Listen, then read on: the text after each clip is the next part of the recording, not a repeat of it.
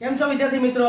ટીએલસી એકેડેમીમાં આપનું હાર્દિક સ્વાગત છે. હું છું આશિષ લુંબાણી અને આજે તમને હું ધોરણ 10 માં ગ્રામરની અંદર પૂર્ણ ભૂતકાળ વિશે સમજાવવાનો છું.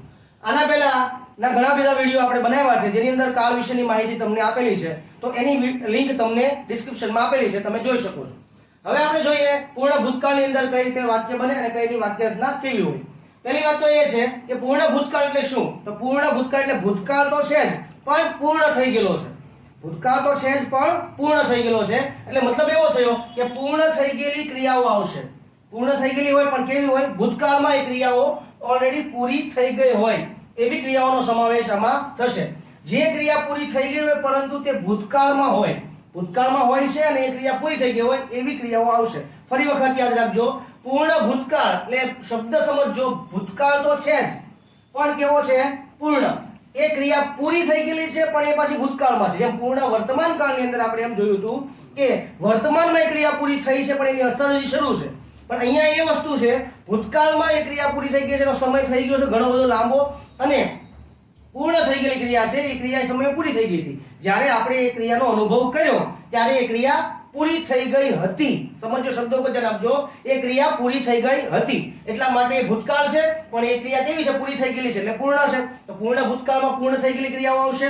બીજી વસ્તુ એવી કીધી કે આ કાળમાં ટુ હેવ નું ક્રિયાપદ વાપરવાનું છે. જેમ વર્તમાન કાળની અંદર આપણે શબ્દ વાપરતા હતા હેવ અને હેઝ, આ પણ ટુ હેવ ના જ ક્રિયાપદો છે. પણ એ ક્રિયાપદોની જગ્યાએ હવે વાપરવાનું છે આપણે અહીંયા હેડ, HAD, હેડ નો ઉપયોગ કરવાનો છે. હવે બીજી વાત, એના પછી શું? તો ક્રિયાપદના ભૂતકાળનો ભૂતકૃદંતનો ઉપયોગ થાય. ભૂતકાળનું ત્રીજું રૂપ, બરાબર, એને કહેવાય V3, બરાબર, જેને આપણે V3 તરીકે આપણે ઓળખીએ છીએ. એને ગુજરાતીમાં કહીએ તો એને કહેવાય ભૂતકૃદંત. ક્રિયાપદના ભૂતકૃદંતનો પણ ઉપયોગ થાય છે જેને આપણે V3 કહીએ છીએ, બરાબર. ફરી વખત એકવાર ડિસ્ક્રિપ્શન જોઈ લઈએ કે પૂર્ણ ભૂતકાળમાં પૂર્ણ થઈ ગયેલી ક્રિયાઓનો સમાવેશ થાય, બરાબર. જે ક્રિયા પૂરી થઈ ગઈ હોય એનો ભૂતકાળમાં હોય છે એવી વાત થાય. જે કાળની અંદર ટુ હેવ ના ભૂતકાળના ક્રિયાપદો હેડ નો ઉપયોગ થાય અને ક્રિયાપદના ભૂતકૃદંતનો પણ આપણે ઉપયોગ કરશું. હવે અહીંયા આપણે જોવાની છે વાક્ય રચના, બરાબર. વાક્ય રચનાની અંદર આની જે માહિતી છે, બરાબર, આની જે ડિટેલ છે એ તમને મેં કહી દીધી કે કઈ રીતે આને ભૂતકાળને કહી શકાય. હવે આપણે જોઈએ છે વાક્ય રચનામાં પહેલા કર્તા આવશે, ત્યાર પછી આવશે હેડ. તમને મેં કીધું એમ કે ટુ હેવ ના ક્રિયાપદનો ઉપયોગ થશે અને V3 નો ઉપયોગ થાય ભૂતકૃદંત અને કર્મ અને અન્ય શબ્દ. આ રીતેની વાક્ય રચના બનશે. મિત્રો હવે આપણે જોઈએ એના થોડાક ઉદાહરણો. આમાં છે પહેલું વાક્ય, મેં 4 વાક્ય લખેલા છે. મેં મારું કામ કરી નાખ્યું હતું. પૂરું થઈ ગયું છે એ પણ બતાવે છે અને એ પણ પાછો કેવો છે? ભૂતકાળ. કામ પૂરું કરી નાખ્યું, એ હતું. પૂરું કરી નાખ્યું એ સમય થઈ ગયો પણ એ પણ મારા માટે અત્યારે ભૂતકાળ છે એટલા માટે અહીંયા પૂરું કરી નાખ્યું, કામ કરવું, એટલા માટે આપણે ક્રિયાપદ મૂક્યું છે ડુ નું ભૂતકૃદંત થાય ડન. બીજું વાક્ય છે તેઓ મેચ જીતી ગયા હતા. જીતવું થાય વોન, બરાબર. જીતી ગયા હતા એ ક્રિયા પૂરી થઈ ગઈ છે પણ ભૂતકાળમાં થઈ ગઈ હતી. હવે ત્રીજું વાક્ય છે તે અહીં આવી ગયો હતો. આવવાનું થાય કમ, કમનું કેમ નું પાછું થાય કમ. ચોથું છે હું ત્યારે પહોંચ્યો ત્યારે તેણીએ ગીત ગાઈ લીધું હતું. હું પહોંચી ગયો, પહોંચવાની એ ક્રિયા એ સાદો ભૂતકાળમાં છે અને પછી પાછું આ ગાઈ લીધું હતું એ ક્રિયા પાછી પૂર્ણ ભૂતકાળમાં છે. પહેલું વાક્ય છે એ છે સાદા ભૂતકાળમાં, જ્યારે બીજું વાક્ય છે એ છે પૂર્ણ ભૂતકાળમાં, બરાબર. અહીંયા એક શબ્દ એને બેને અલગ પાડે છે, એ છે ત્યારે. હું ત્યાં પહોંચ્યો ત્યારે, બરાબર. એક શબ્દ અલગ લખાઈ ગયો છે ત્યાં. હું ત્યાં પહોંચ્યો ત્યારે તેણીએ ગીત ગાઈ લીધું હતું, બરાબર. આ વાક્ય એક અલગ છે અને આ વાક્ય પણ અહીંથી અલગ છે. આ વાક્ય છે એ સાદા ભૂતકાળમાં છે, આ વાક્ય છે એ પૂર્ણ ભૂતકાળમાં છે. હવે એક વસ્તુ તમને એ સમજાવવાની કે આ બધા વાક્યોમાંથી 3 વાક્ય જે છે એ ખાલી પૂર્ણ ભૂતકાળમાં છે, જ્યારે ચોથું વાક્ય મેં 2 વાક્ય ભેગા કરીને જોડ્યા છે કારણ કે લગભગ પૂર્ણ ભૂતકાળના વાક્યો હોય એની અંદર વધારે પડતા આ ટાઈપના વાક્યો આવતા હોય, કેમ કે સાદા ભૂતકાળમાં પહેલા બોલાય અને પછી આપણે પૂર્ણ ભૂતકાળમાં બોલતા હોઈએ છીએ, બરાબર. તો અહીંયા આપણે એના ઇંગ્લિશ આપણે કરવાના છે, તો એનું આપણે ઇંગ્લિશમાં ટ્રાન્સલેટ કેમ થાય એ જોઈએ. પહેલા તો વાક્ય છે મેં મારું કામ કરી નાખ્યું હતું. મેં એટલે આઈ, કરતા પહેલા આવશે તો કરતા વિભક્તિ મૂકી આપણે આઈ. બરાબર. ભૂતકાળનું ક્રિયાપદ વાપરવાનું છે હેડ નું, હેવ નું. બરાબર. તો અહીંયા આવશે હેડ. આઈ હેડ આવ્યું. ત્યાર પછી કામ કરી નાખ્યું એટલે ડન. બરાબર. આઈ હેડ ડન, મારું કામ, my work. Finish. I head done my work, મેં મારું કામ કરી નાખ્યું હતું. એ પૂરું થઈ ગયું. ત્યાર પછી તેઓ માટે વપરાય they. બરાબર. they જીતી ગયા હતા એટલા માટે આપણી પાસે શબ્દ છે won. they won. શું જીતી ગયા હતા તો કે match. won the match. ત્યાર પછી ત્રીજું વાક્ય છે તે અહીં આવી ગયો હતો. તે અહીં એટલે કે he. બરાબર. he had come here. તે અહીં આવી ગયો હતો. ત્યાર પછી he had come here. બરાબર. અહીંયા આ જોઈ શકો છો કે એ કરતા છે, had come એટલે આવી ગયો હતો, ને here એટલે અહીં. અહીં માટે આપણે ગુજરાતી શબ્દનો ઇંગ્લિશ કયો છે here. ત્યાર પછી ચોથું વાક્ય છે એમાં મેં તમને કીધું આ સાદો ભૂતકાળ છે એ તમને ખબર પડી ગઈ છે. એવી જ રીતે આ પૂર્ણ ભૂતકાળ છે એ પણ ખબર પડી ગઈ છે. બરાબર. તો હવે પહેલા સાદા ભૂતકાળનું વાક્ય તમને આવડવું જોઈએ, કારણ કે મેં આના પહેલા સાદો ભૂતકાળ સમજાવી દીધો છે અને એની લિંક તમને આપી છે. જોઈ લેજો. જો ખબર ન પડે તો એમાં જોઈને પછી સમજજો કે આ વાક્ય કઈ રીતે બન્યું છે. હું ત્યાં પહોંચ્યો તો પહેલા તો આઈ પહોંચવાનું થાય રીચ. બરાબર. આઈ રીચ્ડ. અહીંયા કોઈ જાતનું ક્રિયાપદ આવશે નહીં. હું પહોંચી ગયો મીન્સ કે હું પહોંચ્યો. આઈ રીચ્ડ ધેર. ક્યાં પહોંચ્યો તો કે ત્યાં. આઈ રીચ્ડ ધેર, હું ત્યાં પહોંચ્યો. બરાબર. ત્યારે.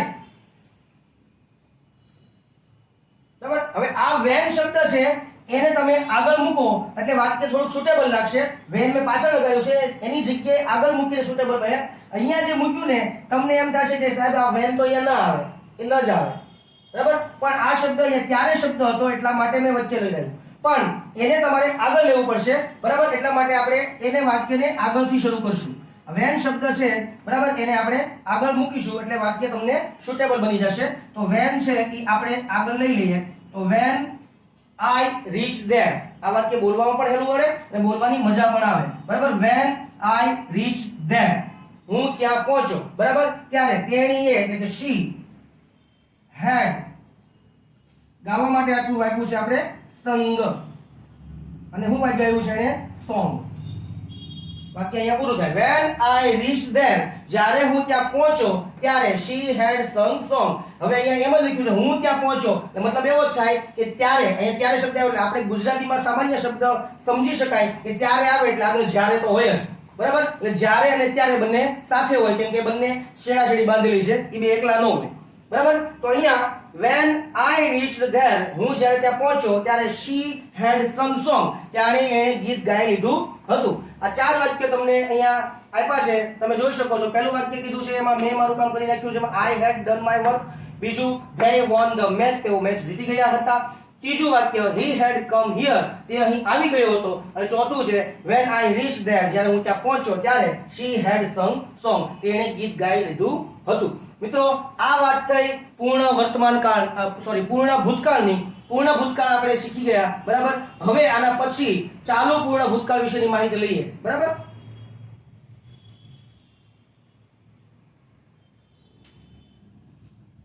તો વિદ્યાર્થી મિત્રો હવે જોઈએ ચાલુ પૂર્ણ ભૂતકાળ.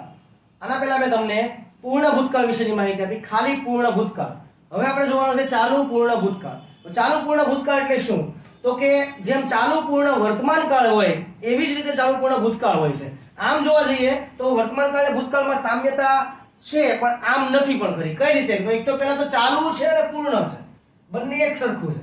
ચાલુ પૂર્ણ વર્તમાન પણ છે, ચાલુ પૂર્ણ ભૂતકાળ પણ છે, પણ અહીંયા આપણે સમજવાનું છે ખાલી ભૂતકાળ વિશે. પણ એ પણ કેવો? ચાલુ પૂર્ણ.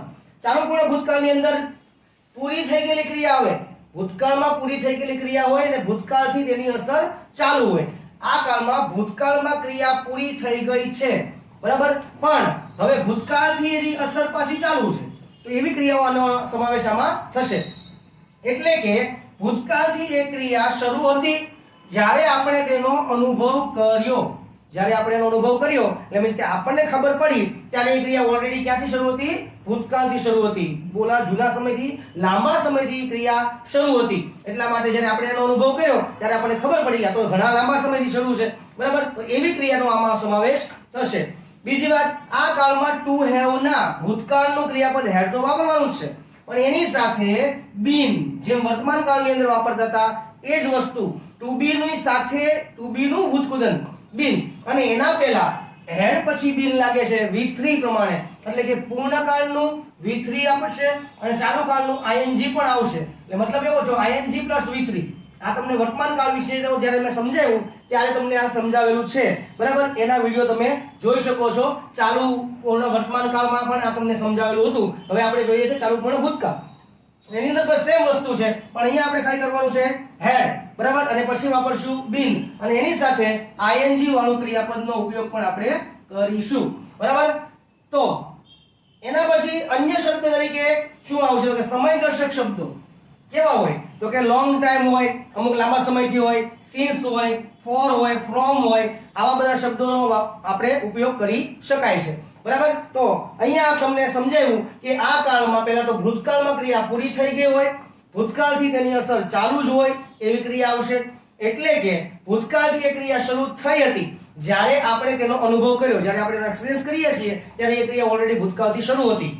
આ કાળમાં ટુ હેવ ના ભૂતકાળનું ક્રિયાપદ હેડ અને ત્યાર પછી બીન વપરાય છે. એની સાથે ING વાળું ક્રિયાપદ પણ મૂકવાનું થશે. એની વાક્યરચના તમને અહીં આપેલી જ છે. બરાબર? એ આપણે સમજશું. બીજી વાત, અન્ય શબ્દમાં સમયદર્શક શબ્દો જેવા કે ફોર એ લોંગ ટાઈમ, સિન્સ, ફોર, બરાબર, અને ફ્રોમ આવા બધા શબ્દો છે ચાલુ પૂર્ણ વર્તમાનમાં વપરાતા હતા અને ચાલુ વર્તમાનમાં વપરાતા હતા, ચાલુ ભૂતકાળમાં વપરાતા હતા. એવા બધા શબ્દોનો આપણે અહીં ઉપયોગ કરીશું. બરાબર? વાક્ય રચના જોઈએ તો પહેલા આવશે કર્તા, ત્યાર પછી હેડ, પછી બીન અને પછી ING વાળું ક્રિયાપદ. આ ખાસ ધ્યાન રાખવાનું, કેમ કે ચાલુ કાળ કોઈ પણ હોય એમાં ING વાળું ક્રિયાપદ હોય ને હોય જ. બરાબર? એટલે had plus bin plus ING વાળું ક્રિયાપદ, ત્યાર પછી કર્મ અને પછી અન્ય શબ્દ. હવે આના તમને ઉદાહરણો અહીં આપેલા છે. આ વાક્યરચના સમજાઈ ગઈ છે મિત્રો? પહેલા કર્તા, ત્યાર પછી હેડ, પછી બીન. એટલું યાદ રાખવાનું છે, હેડ બીન ING, હેડ બીન ING. એટલી ખબર પડી જાય એટલે આ કાળ સમજાઈ જાય. બરાબર? જેમ ચાલુ પૂર્ણ વર્તમાનની અંદર આપણે હતી વાક્યરચના have plus bin plus ING. બરાબર? એવી જ રીતે આની અંદર છે had plus bin plus ING. તો આ વાક્યરચના તમને ચાલુ પૂર્ણ ભૂતકાળ બતાવે છે. બીજી વસ્તુ, એક્ઝામ્પલ જોઈએ. તેના 4 વાક્ય અહીંયા લખેલા છે. અમે છેલ્લા ઘણા સમયથી વાંચતા હતા. બીજું વાક્ય છે તેઓ લાંબા સમયથી તે ઘરમાં રહેતા હતા. તેઓ 5 વર્ષથી ગધેડા ચારી રહ્યા હતા. ગધેડા ચારી રહ્યા હતા. મિત્રો, હા, 5 વર્ષથી ચારતા હતા. હવે ખાવાનું બંધ કરી દીધું. ધંધો છે, કોઈ પણ બિઝનેસ છે ને એ નાનો નથી, પણ ગધેડા ચારવા એ પણ સારો બિઝનેસ કહેવાય, આવડે તો. બીજી વસ્તુ, ચોથું વાક્ય છે રાજ લાંબા સમયથી અહીં કામ કરતો હતો. હવે પહેલા વાક્યની અંદર આપણે જોઈએ અમે એટલે આવે વી. બરાબર? ત્યાર પછી અહીંયા તમને આપ્યું છે હેડ, કરતા પછી તરત જ હેડ, ત્યાર પછી મૂકવાનું છે બીન, વી હેડ બીન. પછી આવશે વાંચવું એટલે reading, we had been reading. બરાબર? For a long time. આ વાક્ય અહીંયા પૂરું. We had been reading for a long time. લાંબા સમયથી, છેલ્લા ઘણા સમયથી, અથવા તો last long time એવું પણ કરી શકો, for a long time કરી શકો. બરાબર? આ રીતે આપણે વાક્યનું બનાવ્યું.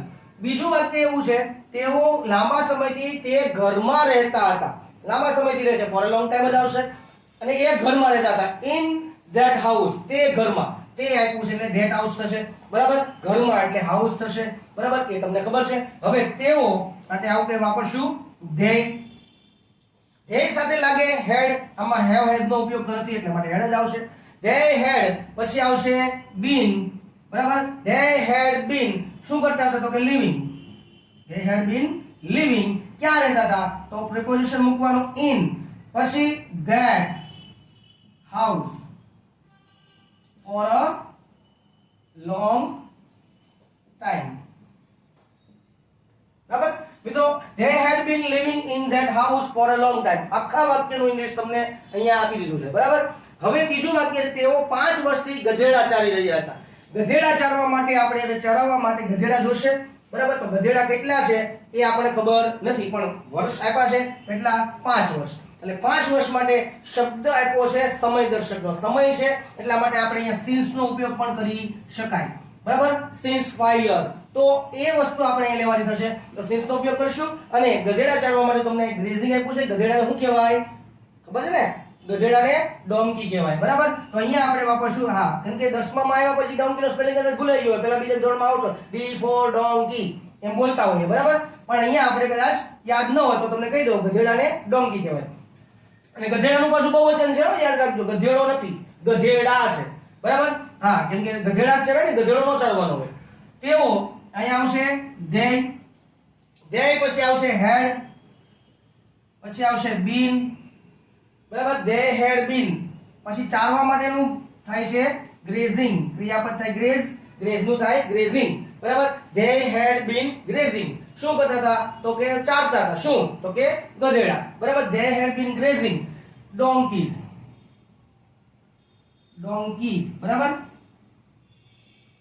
they had been grazing donkeys કેટલા વર્ષથી? તો કે since, અથવા તો લાસ્ટ નો ઉપયોગ પણ કરી શકાય, પણ since લઈ લીધું એટલે since લઈ લઈએ. they had been grazing donkeys since કેટલા વર્ષથી? તો 5 years. બરાબર. they had been grazing donkeys since 5 years. બરાબર. 5 વર્ષથી તેઓ ગધેડા ચારતા હતા. હવે રાજ લાંબા સમયથી અહીં કામ કરતો હતો.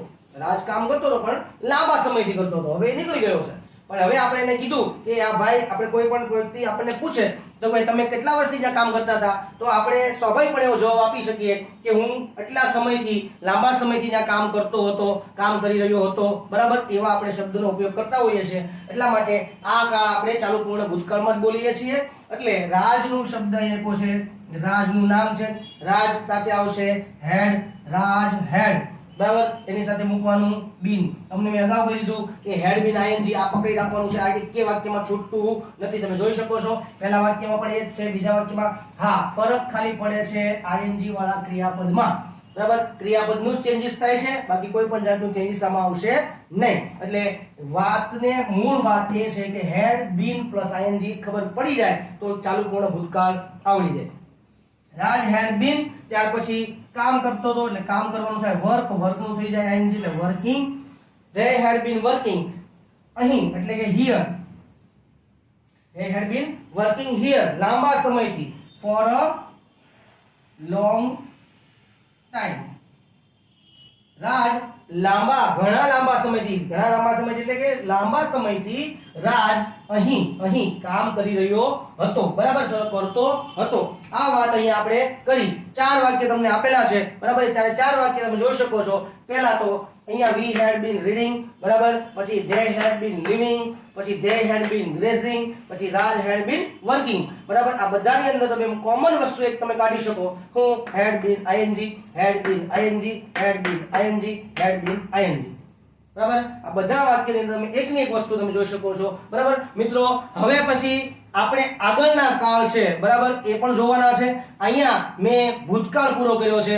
એમાં પહેલા એક વિડિયોની અંદર તમને સાદો ભૂતકાળ અને ચાલુ ભૂતકાળ સમજાવ્યો. હવેના વિડિયોમાં તમને જોયો ચાલુ પૂર્ણ ભૂતકાળ અને પૂર્ણ ભૂતકાળ. બરાબર. તો આ બે ભૂતકાળ એવા 4 કાળો ભૂતકાળના પૂરા થઈ ગયા. હવે પછી આપણે શીખીશું ભવિષ્યકાળને. પણ એના પહેલા એક વિડિયો બનશે જે મોડલ ઓક્ઝિલરી શીખવાડીશ. બરાબર. તો મોડલ ઓક્ઝિલરીના વિડિયોસ માટે તૈયાર રહેજો, કે મોડલ ઓક્ઝિલરી એટલે શું અને ક્યાં કામમાં આવે, કઈ રીતે કામમાં લેવાય, કેવા વાક્યો બને, એના પ્રશ્નાર્થ કેવા બને, નેગેટિવ કેવા બને, બધી માહિતી તમને મળશે આવનારા વિડિયોમાં. તો જોતા રહો TLC એકેડમી. Thank you.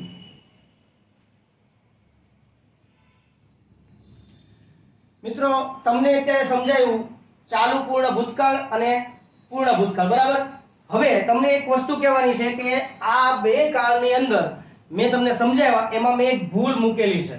બરાબર. અને એ ભૂલ તમારે શોધવાની છે અને શોધીને તમારે મને કોમેન્ટમાં જણાવવાનું છે કે કઈ ભૂલ છે. બરાબર. અને ક્યાં છે એ પણ જણાવવાનું છે, અને એનું સાચું વાક્ય કે સાચું જોડણી કે જે કઈ વસ્તુ હોય કે સ્પેલિંગ જે કાંઈ પણ વસ્તુ હોય એ બધું જ મને લખીને તમે મોકલાવો, જેથી કરીને અમને ખબર પડે કે તમે અમારા વિડીયો જોવો છો. ખાલી ચાલુ મૂકી નથી દેતા ને, એ પણ જરૂરી છે. કે ઘણા એવું કરે કે ચાલુ મૂકીને તમે મૂકી દો, હા ભાઈ ચાલશે હાલો, પણ એવું નથી કરવાનું. જોવો, જાણો અને એની અંદરથી અમને કોઈ પણ જાતની કોમેન્ટ સાથે કહો, તો જેથી કરીને અમે અમારા કામની અંદર ઇમ્પ્રુવમેન્ટ લાવી શકીએ. બરાબર.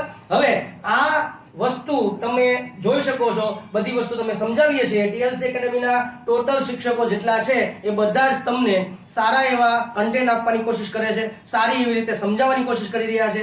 તો જેટલું બને એટલું અમે અમારા તરફથી પૂરેપૂરી મહેનત કરીએ છીએ, જેથી કરીને વસ્તુ સારી તમને સમજાય. એટલા માટે તમે અમારી ચેનલને સબસ્ક્રાઇબ કરો, લાઈક કરો અને શેર કરો, જેથી કરીને સારી એવી રીતે અમે નવા કન્ટેન્ટ તમને આપી શકીએ. Thank you.